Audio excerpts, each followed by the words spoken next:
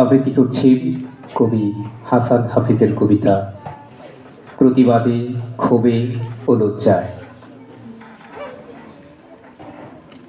এই কবিতার পংক্তি সম্ভ্রম রক্ষার ভয়ে ত্রস্ত ও শঙ্কিত। তৃষা যে বালিকা পুকুরে ঝাঁপিয়ে পড়ে খুঁজেছে নিদান, তার তীব্র আর্তনাদ থেকে উৎসারিত। এই কবিতার মধ্যে দিগভ্রান্ত জল রঙে আঁকতে চাইছি শাশ্বত সুন্দরে লিখে অমরতা দিতে চাইছি মুক্তিকামী মানুষের গেরিলা যুদ্ধের কথা।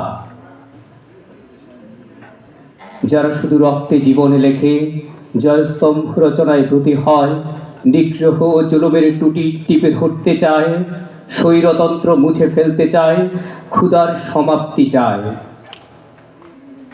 স্বপ্নদ্রব কোমলতা আগুনে ও অঙ্গীকারে যে ভাষ্যে ত্যাগের কথা লেখা হয়, পাথরে পুষ্পিত হয় লড়াকু প্রয়াস।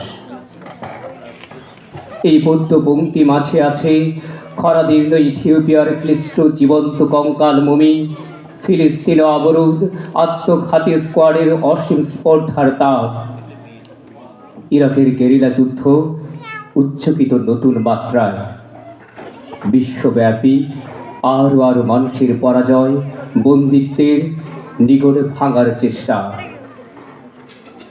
প্রাণবলি মুক্তির পিয়াসে, জয় গাথা মুক্তি জীবনে, শান্ত কোনো সাহসী অক্ষরে চিরন্তন এঁকে রাখতে চায়।